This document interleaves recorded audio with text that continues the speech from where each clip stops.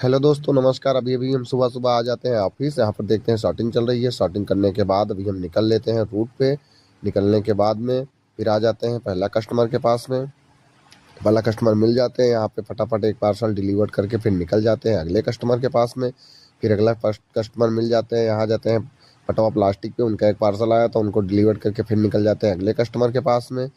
फिर आ जाते हैं अर्चना गिरी के यहाँ पे। उनका एक पार्सल था, वहाँ पे डिलीवर करके फिर निकल जाते हैं अगले कस्टमर के पास। फिर अगला पार्सल भी दे के फिर निकल जाते हैं अगले कस्टमर के पास में। यहाँ जाते हैं इंडियन बैंक की गली में।